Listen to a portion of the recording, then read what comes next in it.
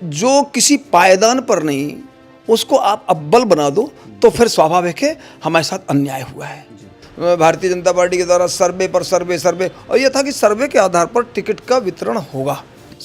सिंधिया के दलाल और सांसद जी के साथ धक्का मुक्की, कार्यकर्ताओं के साथ बदतमीजी के साथ बोलो ना, और उसके बाद इस व्यक्ति का टिकट हो जाए, ये स्वाभाविक रूप से कहीं ना कहीं किसी बड़े स्तर पर प्रेशर की पॉलिटिक्स हुई है। ये कहीं जो ये स्थितियां बनी हैं कहीं इस वजह से तो नहीं कि उमा भारती जी जो है आपसे खफा रहती हैं? अभी एक समय उन्होंने कहा था गांधी चौराहे पर कि अगर अटल और अडवाणी भारतीय जनता पार्टी के मुकुट हैं तो के श्रीवास्तव जैसे कार्यकर्ता उसमें जड़े हुए मोती और मणि हैं। ये उनका भाषण। आज के श्रीवास्तव बहुत गंदा आदमी हो गया और खुद ने कितनी प्रेशर की पॉलिटिक्स की है। उमा जी, मैं आपको बहुत अच्छे से जानता हूं, आप हमारी बड़ी बहन हो, मैंने माना है तो वो पारिवारिक रूप से मैं मानता भी रहूंगा। एक बार किसी को बहन माना तो मानूंगा। भारतीय जनता पार्टी से आप एक दावेदार के तौर पर थे, एक दूसरे दावेदार का नाम जो है वो राजेंद्र तिवारी जी, वो भी दावेदार थे, और अभी कुछ दिन पहले आप दोनों लोग एक मंच पर थे। हम दो नहीं लड़ेंगे। हम लड़ेंगे तो हम निर्दलीय लड़ेंगे, तिवारी जी लड़ेंगे तो किसी दल से लड़ेंगे, फिर एक वापस होगा और दोनों कंधे से कंधा लगा करके चलेंगे कि दोनों लोगों का किसी भी तरह का नुकसान ना हो और के श्रीवास्तव सूली पर चढ़ जाएं। कि तिवारी जी मुझे सूली पर चढ़ाएं या मैं उनको, ऐसा कुछ नहीं है। 2 दिन पहले एक बयान और आपका चर्चा में आया था कि आपने कहा था कि भारतीय जनता पार्टी के प्रदेश अध्यक्ष वी.डी. शर्मा जो है वो मुझसे जूनियर रहे हैं, उन्होंने मुझसे जूनियर रह के काम किया है, और आप आज जो है ये स्थिति। जी, मैं सहमंत्री और वी.डी. शर्मा जी ग्वालियर में कहीं पढ़ रहे होंगे, लेकिन अब निर्णयकर्ता और निर्णयकर्ताओं के ऊपर प्रेशर देने वाले ये जाति जाति में तोड़ने की बात करते हैं, हम संस्कृति से जोड़ने की बात करते हैं। हमारे लिए तो, और हमारी पार्टी में भी जाति की बात नहीं रही है।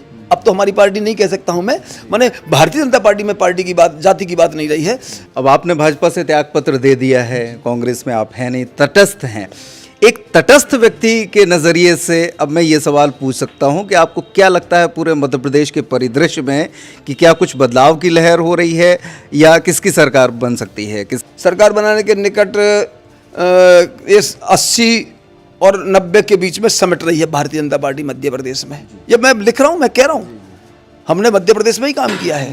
तो खून पसीना लगा करके पार्टी को सींचने वाले लोगों को दरकिनार कर दिया, और ऐसे मतलब भाजपा हो क्या गई? अगर सच कहना अगर बगावत है तो समझो हम बागी हैं, हम विश्वासघाती तो नहीं है कि पार्टी में रहे और उसके बाद हमें तुम निकालो, हमें तुम निकालो। उनने निकाला, अरे तो ये तो विश्वासघात है फिर कि अंदर भी रह रहे और उसी थाली में रह रहे और फिर छेद कर रहे हैं आप।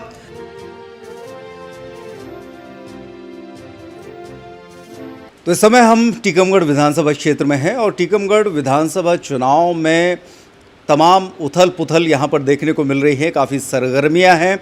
अगर भारतीय जनता पार्टी की बात करें तो भारतीय जनता पार्टी में टिकट आखिरी क्षणों में घोषित हुआ, लेकिन इसके बाद यहाँ पर जिस तरीके से उथल पुथल मची वो अब पूरे क्षेत्र में चर्चा का विषय बनी हुई है, क्योंकि पिछले कई वर्षों से लगातार और शुरुआती जीवन से विद्यार्थी समय से भारतीय जनता पार्टी को अपना समय देने वाले के श्रीवास्तव भी लगातार टिकट की मांग कर रहे थे, लेकिन ऐन वक्त पर जब लिस्ट निकली तो उसमें वर्तमान विधायक राकेश गिरी का नाम सामने निकल कर आया। इसके बाद फिर अब के श्रीवास्तव एक बार फिर उन्हीं तेवर में आ गए हैं जिन तेवरों के लिए वो जाने जाते हैं, यानी कि उन्होंने अब मन बना लिया है कि वो जो है चुनाव मैदान में ज़रूर कूदेंगे। तो के श्रीवास्तव जी, चुनाव मैदान में कूदने का जो आपका निर्णय है, आखिरकार इसके पीछे की क्या वजह है? भारतीय जनता पार्टी की रीति नीति और विचारधारा से लगभग 46 वर्ष पूर्व राष्ट्रीय स्वयंसेवक संघ के स्वयंसेवक के नाते इसमें काम करने का अवसर मिला। सामूहिक निर्णय यह कार्य पद्धति का अंग रहा है। फिर इस बार हुआ कहा कि रायशुमारी, कार्यकर्ताओं से रायशुमारी, सांसद से, जिला अध्यक्ष और अन्य पूरे मंडलों में इन सबसे रायशुमारी की बातें भी यहाँ आई हैं और इसी आधार पर चयन समिति निर्णय लेती रही है। इस बार उन्होंने कहा कि पिछले कई वर्षों से जब से ये सर्वे चालू हुए तब से सर्वे के आधार पर टिकट वितरण किए जाएंगे, और इस बार तो एकदम ये था कि 3-3, 4-4 सर्वे मध्य प्रदेश सरकार के द्वारा भी, मध्य प्रदेश भारतीय जनता पार्टी के द्वारा भी, शिवराज जी के द्वारा भी, प्रदेश अध्यक्ष जी के द्वारा, फिर केंद्रीय जांच एजेंसियां भी और केंद्रीय भारतीय जनता पार्टी के द्वारा सर्वे पर सर्वे, और ये था कि सर्वे के आधार पर टिकट का वितरण होगा। और जिस तरीके से टीकमगढ़ जिले में टिकटों का वितरण हुआ है, जिनकी दीवारों पर इबारत एकदम दिखाई दे रही स्पष्ट कि ये इन्होंने घटिया काम किए हैं, भ्रष्टाचार किया है, गुंडागर्दी की है, कमीशन खोरी की है, लोगों को माने सत्ता पोषित गुंडागर्दी यहाँ पर हुई है। हम लोग कार्यकर्ता होने के नाते एक मर्यादाओं में बंधे होने के कारण कुछ बोल नहीं पाए। 5-5 दिनों तक अपनी तानाशाही और अपनी हेकड़ी के चलते शहर में कचरा और बदबू नाली साफ नहीं करने के लिए इस तरीके का हम नगर पालिका हारे 22 साल बाद इस इनकी कार्यप्रणाली से तालाब का छरिया, मुरम, बजरी, रेत, यानी कुछ भी, मध्याह्न भोजन, चौकी, थाने सब नीलाम कर दिए। 1.5 लाख 1 लाख बोली लग रही। इस तरीके का ये सब अगर कार्यकर्ता ने किसी दूसरे नेता के भाजपा का ही है अगर लाइक और शेयर कर दिया या कुछ अच्छा लिख दिया तो उसको धमकियाँ अभी भी पहुंच रही। अभी कोई बोल नहीं पा रहा है। ये जो गुंडागर्दी है कार्यकर्ताओं के साथ, बने 2 मिनट में कोई पद्धति नहीं, कोई कार्यकर्ता की विचारधारा नहीं। कार्यकर्ता ने अगर इनके पक्ष में कुछ नहीं कहा तो उसका कल केस उसके ऊपर 151, 354, छेड़खानी, कौन से बन जाए मुझे पता नहीं। मैंने इस तरीके से लोगों के मकान गिराने से लेकर के माने तत्काल योगी जी का बुलडोजर तो हमारे टीकमगढ़ में ही प्रारंभ हो गया। ये जो परिस्थितियां हैं, और फिर सर्वे में कैसे आ गया और नहीं था ये सबको पता है, और ये भी पता है कि टिकट कैसे हो गया कोई। तो इस कारण से जो मन में आक्रोश है, मैं बिल्कुल नहीं कह रहा हूँ कि मैं नंबर 1 पर था, दूसरे लोग भी थे, अन्य लोग भी थे। टिकट अगर ठीक आता है, जनता के बीच में वातावरण है। आप जाइए टीकमगढ़, पिछली बार हम 2013 में जब चुनाव लड़े तब 8,500 से हम शहर जीते, 8,500 से हम ग्रामीण जीते, 17,000 से हम चुनाव जीत करके गए। एक कद्दावर नेता से जीत कर गए, जिसको ये बड़ा अहम था कि हमने किसी एक पूर्व मुख्यमंत्री को 10,500 से हराया, उसको हम 17,000 से हरा करके आए। और उसके बाद 8,500 से टीकमगढ़ शहर जीतने के बाद 18 में मेरा टिकट काटा, और काटने के बाद जब यहाँ भाजपा को वोट 10,000 कम हो गया, 10,000 वोट कम हुआ शहर के अंदर। हम 8,500 से जीतते हैं और 10,000 1200 से वो यहाँ जीतते हैं, 8,500 माना 10,000 वोट भाजपा का यहाँ शहर में कम हुआ। ग्रामीण क्षेत्र से कारगुजारियाँ देखी नहीं थी, शहर के लोगों ने परखा हुआ था, परखे हुए को उन्होंने तमाचा जड़ा, और ग्रामीण के लोगों ने हमारा जो काम था उसके आधार पर कि भाजपा है तो वहाँ भाजपा देखा, यहाँ व्यक्ति देखा, तो वहाँ से वो 4200 वोट से जीत करके आया। अब इसके बाद जो 5 साल में चला है एकदम नेगेटिव पोजीशन, और उसके बाद टिकट मिल गया, चर्चा का विषय है।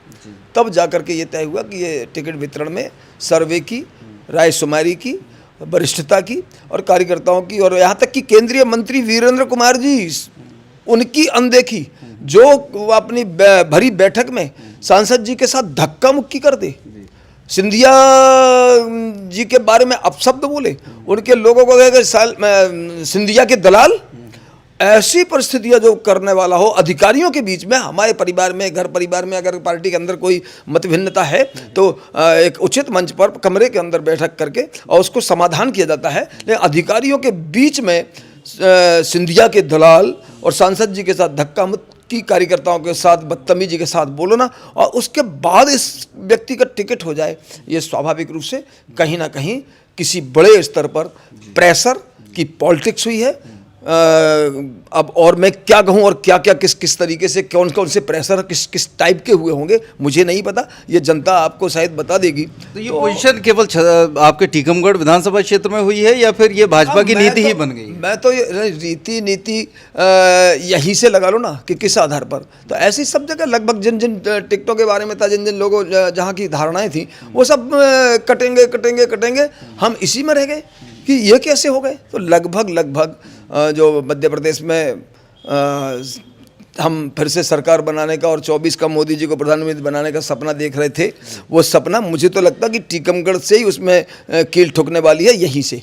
तो तब जाकर के मन व्यथित हुआ कि केवल ढोंग, ढकोसला, आडंबर, पाखंड और हम सीधे साधे कार्यकर्ता जो ज़मीन से जुड़ कर के काम करने वाले ऐसे लोगों के साथ केवल छल कपट हुआ है और छल कपट आगे भी होगा, और इस कारण से अपने आप को उस पार्टी से बंधन मुक्त कर लिया है और त्यागपत्र दे दिया है। ये कहीं जो ये स्थितियां बनी हैं, कहीं इस वजह से तो नहीं कि उमा भारती जी जो है आपसे खफा रहती हैं? अभी 2 दिन पहले भी उनका बयान आया था कि वो तो ऐसा करते ही रहते हैं। को मैं पूछना चाहता हूँ, हमने उनको पूरा समर्पण किया, ये वो भी जानती हैं। मन से पूछें, 4 बार लोकसभा प्रभारी उनका रहा, किचन कैबिनेट, यहाँ तक कि वो संगठन के मामले में किसी की बात नहीं, के श्रीवास्तव संगठन, उनका भाषण, आज दूसरी बातें बोल रही, दूसरे शब्द उनके आ रहे हैं। एक समय उन्होंने कहा था गांधी चौराहे पर कि अगर अटल और अडवाणी भारतीय जनता पार्टी के मुकुट हैं तो के श्रीवास्तव जैसे कार्यकर्ता उसमें जड़े हुए मोती और मणि हैं। ये उनका भाषण। आज के श्रीवास्तव बहुत गंदा आदमी हो गया। आज के श्रीवास्तव के बारे में ऐसा वो बोलने लग गई। क्या वजह है? नहीं, अब वजह तो यह है कि 2008 में मैं भारतीय जनता पार्टी का नगर पालिका अध्यक्ष था, मैं भारतीय जनता पार्टी का जिला अध्यक्ष था, और उस समय ये जनशक्ति पार्टी बना करके कह रही थी कि वो तो उनकी आदत ही है, मैं तो कभी पार्टी से निकली नहीं। आपने नई पार्टी बनाई, आपने प्रेशर की पॉलिटिक्स की और हमारे बारे में कहती कि वो तो ऐसे ही करते हैं, और खुद ने कितनी प्रेशर की पॉलिटिक्स की है उमा जी मैं आपको बहुत अच्छे से जानता हूँ। आप हमारी बड़ी बहन हो, मैंने माना है तो वो पारिवारिक रूप से मैं मानता भी रहूँगा, एक बार किसी को बहन माना तो मानूंगा, लेकिन ये आप कहें कि नहीं के ऐसे ही करते हैं, मैं तो कभी पार्टी से, आपने जनशक्ति बनाई और आप हमसे, तो वो 2008 में ये कहना है कि मुझे पार्टी से निकाला गया, मैं खुद नहीं, जबकि ये जो है बगावत कर रहे हैं। नहीं, मैं बंधन, क्या फर्क है? मैं समझता हूँ कि मैंने तो बंधन मुक्त किया है इन सब घटनाओं से। ऐसी कार्य प्रणाली के कारण दुखित होकर के आपकी जो कथनी और करनी में मुझे अंतर समझ में आया, तो मैंने बंधन मुक्त किया है। मैंने पार्टी के अंदर रह करके मैं विद्रोह नहीं किया है, मैं अब बंधन मुक्त हूँ। आपने तो पार्टी के अंदर रह करके विद्रोह किया, और विद्रोह करी तो फिर पार्टी निकालेगी, तो आपने तो और खराब किया। हम अब बाहर विद्रोह करें तो हम खराब नहीं है कि हमने चेता दिया आपको, अंदर हमने विश्वासघात तो नहीं किया ना, हम तो बाहर निकल गए। भारतीय जनता पार्टी से आप एक दावेदार के तौर पर थे, एक दूसरे दावेदार का नाम जो है वो राजेंद्र तिवारी जी, वो भी दावेदार थे, और अभी कुछ दिन पहले आप दोनों लोग एक मंच पर थे। तो क्या एक राय है, अगर आपको क्या लगता है कि अभी भी, चूंकि 2 जगह की टिकट अभी भी घोषित नहीं हुई हैं, रोकी हुई हैं, और क्या आपको अभी भी लगता है कि भारतीय जनता पार्टी निर्णय बदल सकती है? और अगर ऐसा होता है तो फिर अब जब जो 2 लोग दावेदार हैं जिन्होंने पार्टी से अपना मुंह मोड़ लिया है, फिर उनमें कैसे एकरूपता बनेगी और कौन आगे आएगा? ये कोई इसकी लड़ाई नहीं है कि मैं ही, ये लड़ाई है कि सही हो, जो किसी पायदान पर नहीं उसको आप अव्वल बना दो, तो फिर स्वाभाविक है हमारे साथ अन्याय हुआ है। और हमारे साथ नहीं, हम जैसे 2-3-4 लोग और ऊपर के पायदान में हम लोग 2-3 लोग थे, उनमें से किसी को होता तो फिर मेरी ये तेवर गलत थे। और जहाँ तक तब फिर मेरा ये विद्रोह कहलाता, तब मैं बगावत कहलाता। अरे बगावत, अगर सच कहना अगर बगावत है तो समझो हम बागी हैं, हम विश्वासघाती तो नहीं हैं कि पार्टी में रहे और उसके बाद हमें तुम निकालो, हमें तुम निकालो। उनने निकाला, अरे तो ये तो विश्वासघात है फिर, कि अंदर भी रह रहे और उसी थाली में रह रहे और फिर छेद कर रहे हो आप। अच्छा, एक बड़ी रोचक बात जब मैं अभी जनता के बीच में था, वहाँ से ये निकल कर सामने आई, उससे आप कितना ताल्लुक़ रखते हैं वो आपके ऊपर है। लोगों का ये कहना है कि राजेंद्र तिवारी जी का बेटा जो है युवा मोर्चा में बड़े पद पर है, और वो जो है विरोध करके बाहर आ गए हैं। ऐसे में अब वो इस तरीके का माहौल और इस तरह की कोशिश में है कि दोनों लोगों का किसी भी तरह का नुकसान ना हो और के श्रीवास्तव सूली पर चढ़ जाएँ। देखिए, मुझे लगता है कि हमने किसी की दया और कृपा पर राजनीति नहीं की है। अपने पराक्रम से, अपने पार्टी के प्रति समर्पण से, और अपनी व्यावहारिकता से, और अपने काम करने की शैली से काम करने के तरीके से, लोगों के साथ निरंतर खड़े रहने से, केस झेले हैं, तो मुझे लगता है कि कृपा और दया पर तो मेरी राजनीति है नहीं।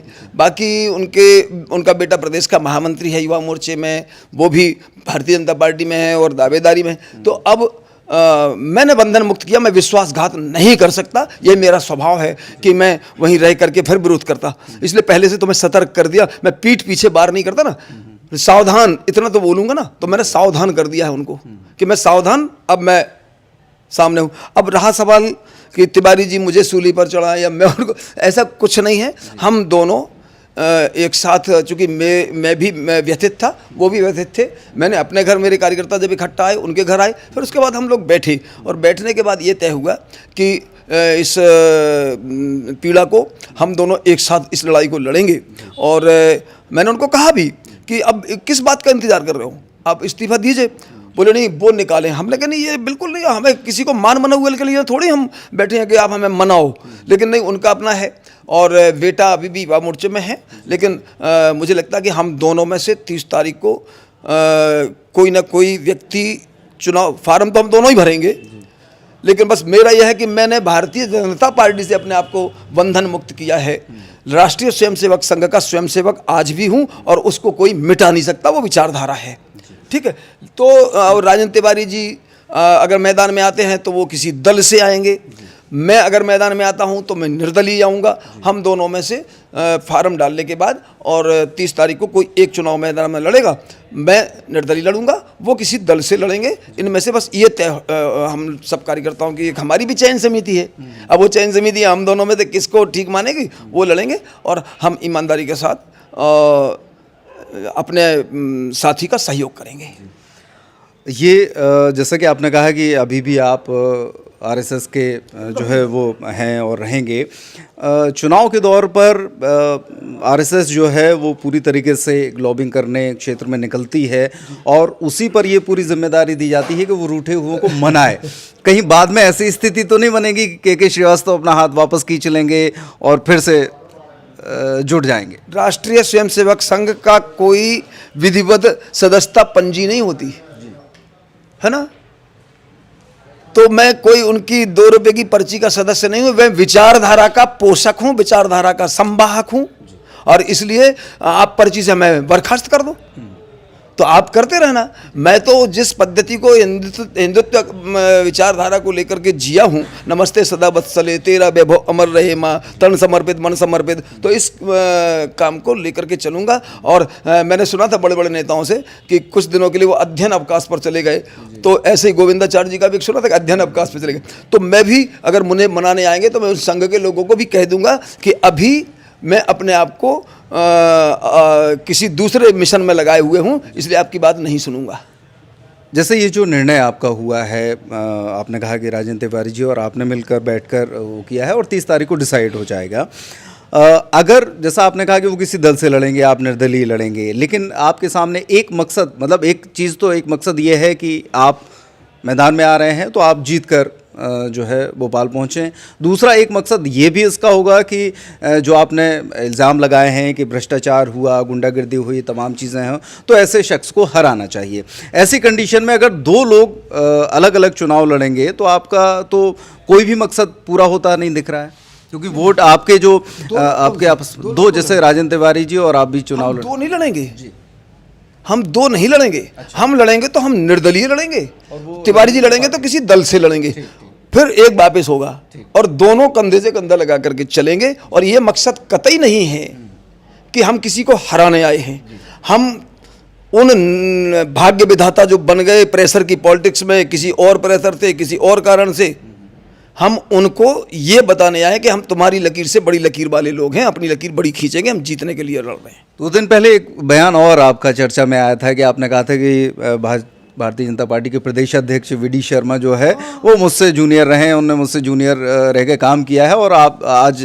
जो है ये स्थिति। जी मैं बताता हूँ, मैं 82-83 से विद्यार्थी परिषद का कार्यकर्ता, ठीक, मैं 87-88 मैं उस समय अविभाजित मध्य प्रदेश जिसमें छत्तीसगढ़ था, तब प्रांत का सहमंत्री, प्रदेश का सहमंत्री डॉक्टर विमल चोपड़ा महासमुंद के, वो प्रदेश मंत्री, मल्लिका बनर्जी मेरे साथ प्रदेश की सहमंत्री, मैं सहमंत्री, और वीडी शर्मा जी ग्वालियर में कहीं पढ़ रहे होंगे, ठीक है ना। और उसके बाद फिर मैं 93 में छोड़ा, ये 88, 87, 88, 89 के कार्यकर्ता हैं।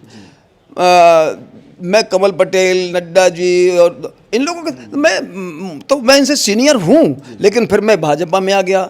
ये काम करते रहे, ये पूर्णकालिक हो गए, ये पूर्णकालिक घोषित पूर्णकालिक हुए, मैं अघोषित पूर्णकालिक के जीवन में जिया हूँ। 18 से 22 दिन मेरे प्रवास होते थे, मैं बस में जाकर के सफ़र करता था, 8-8 जिलों का प्रभारी रहा हूँ। कभी बस का डंडा पकड़ के वहीं अपनी 2 मिनट की नींद कर लेता था, ऐसे जाकर के काम खड़ा किया है। ये देखने में सुनने में आया है कि आपके मुख्यमंत्री शिवराज सिंह चौहान से बेहतर संबंध रहे हैं, लगातार रहे हैं, संगठन में भी आप काम करते रहे हैं।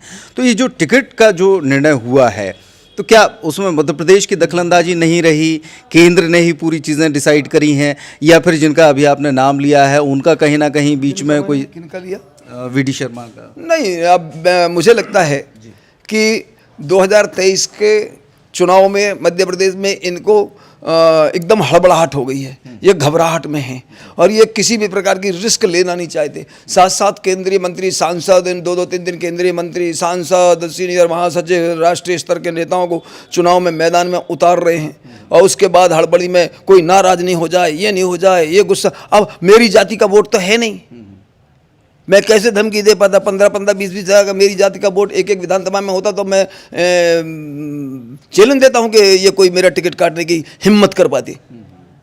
और मुझे पता है जिनके प्रेशर की पॉलिटिक्स में ये टिकट की बातें आती हैं ना कि टिकट चेंज कर, वो खुद ही किस कंडीशन में खड़े हैं।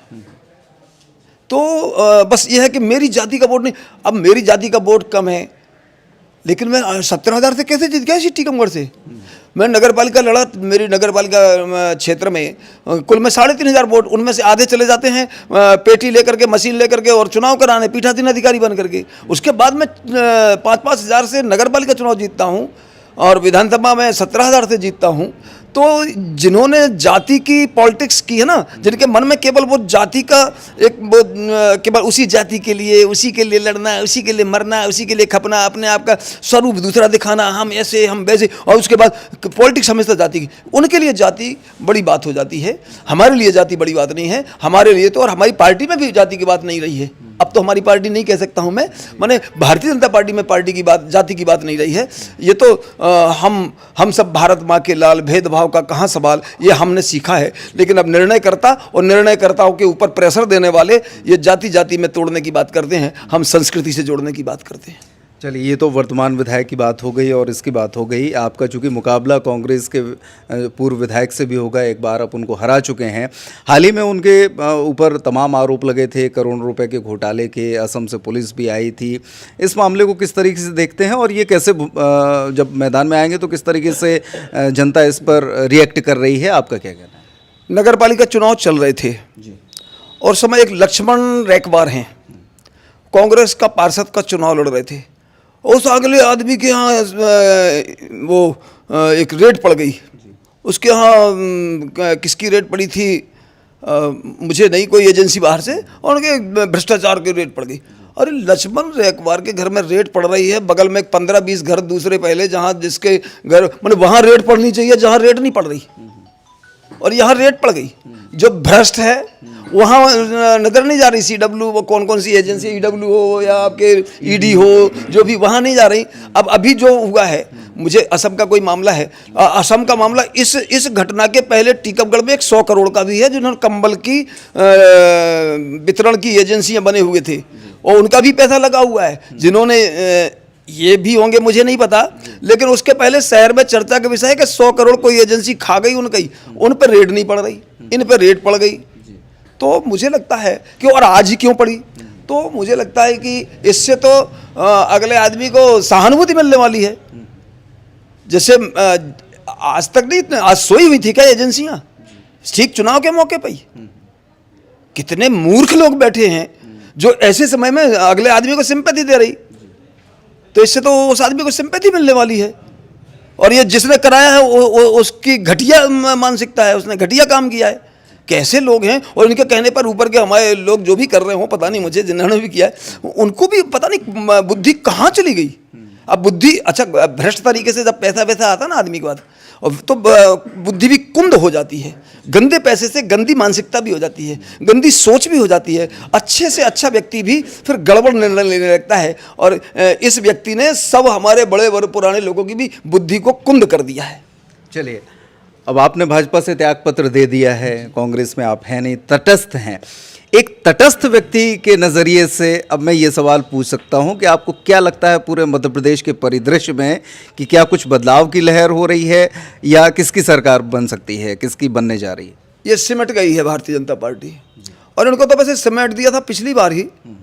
वो तो कांग्रेस के लोगों की गलतियां रही जो अपने व्यक्तियों को नहीं संभाल पाए जनता के बीच में, जो उन्होंने कहा था, और इसके कारण ज्योतिरादित्य सिंधिया आ गए तो वो इस सरकार का इन्हें सुख भोगने को मिल गया। इनको तो समेट दिया था, और इस बार मैं कहता हूं कि उसका भी खामियाजा भोगना पड़ेगा। इनको सरकार बनानी नहीं चाहिए ना, विपक्ष में बैठना चाहिए था ना, संघर्ष करते हो, और तब जाकर के संघर्ष करना चाहिए था। तब ये लोग जो उस समय कांग्रेस के नेताओं के साथ मिल गए थे, ये कमलनाथ के लिए सीट छोड़ने वाले थे, ये बृजेंद्र सिंह राठौर कांग्रेस के मिनिस्टर के साथ जाकर के और गलबैयां करने लगे थे, और ये सब कब भाग जाएंगे। और अभी भी एक तो सरकार बनने की निकटस्थ स्थिति इनकी आने वाली नहीं है, क्योंकि इन्होंने उन्हीं सब चेहरों को, भारतीय जनता पार्टी से नाराजी नहीं थी, नाराजी चेहरों से थी। आपने चेहरे बदलने का, गुजरात पैटर्न, कर्नाटक, गुजरात पैटर्न, ये सब करने की हल्ला तो बहुत मचाया, लेकिन तुम प्रेशर में दब गए और वो कोई बदले नहीं, तो चेहरे वही रख दिए।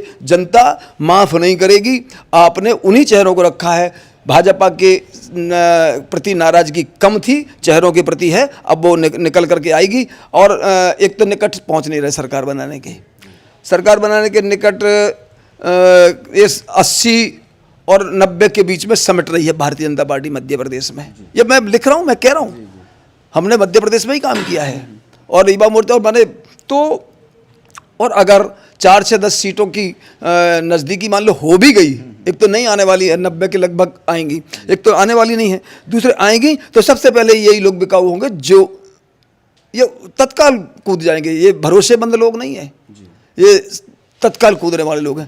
ये तो खून पसीना लगा करके पार्टी को सींचने वाले लोगों को दरकिनार कर दिया। और ऐसे मतलब भाजपा हो क्या गई।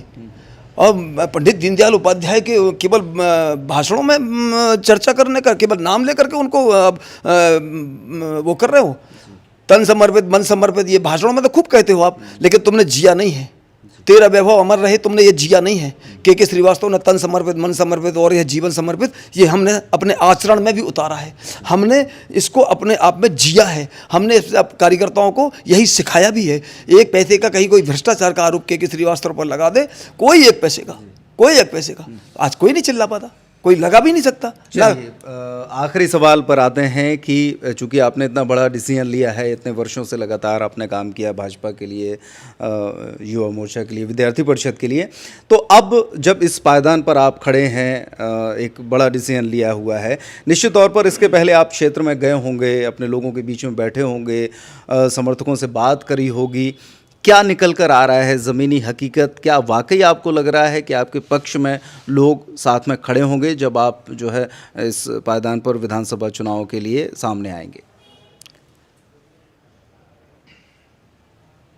मुझे लगता है कि सब जैसे हम कहते हैं ना कि हमारा तो हरियाला बनना है, ठीक है ना, ये मैं खुद कहूँ तो शायद अतिशयोक्ति होगी। ये तो सर्वे रिपोर्ट बोलेगी, और उनके जिन्होंने निर्णय किए ना, कौन से छाती पर पत्थर रख करके निर्णय जो किए ना, वो भी रो रहे होंगे कि श्रीवास्तव के साथ इनजस्टिस हुआ है, अन्याय हुआ है। वास्तव में नंबर तो इसी का था, दूसरे पर माने राजेंद्र तिवारी का नंबर था, तो अमित मीणा का नंबर था। ये तो मजबूरी में उनको दिया हुआ है। तो अब मुझसे बात भी करने की हिम्मत नहीं कर पा रहे, किस मुँह से करें कि के श्रीवास्तव को मैं बात कर लूं। पिछली बार भी मेरे साथ अन्याय हुआ था, तो शिवराज जी का फ़ोन आ गया था कि 2 दिन से बात करने की सोच रहा था, बड़ा दुख हुआ, मेरा मूड ख़राब था। हमने कि आपका क्यों था, टिकट मेरा कटा? बोले नहीं, मेरा भी ख़राब था, लेकिन मैं क्या करूं, मजबूर था। अब कैसा है? हमने कि नहीं, इतना ठीक है कि विरोध नहीं कर रहा हूँ, काम नहीं करूँगा। तो बोले बुध नहीं आ जाओ, मैं वहाँ चला गया। इस बार तो उनकी भी हिम्मत नहीं हो रही कि वास्तव में गलत हुआ के साथ। इस बार किसी की हिम्मत नहीं हो रही कि अब मैं किस मुंह से उस व्यक्ति से बात कर पाऊँ। उनको पता है, तो ये जनता की आवाज़ चुनाव में दिखाई देगी, सुनाई देगी, खनक आएगी।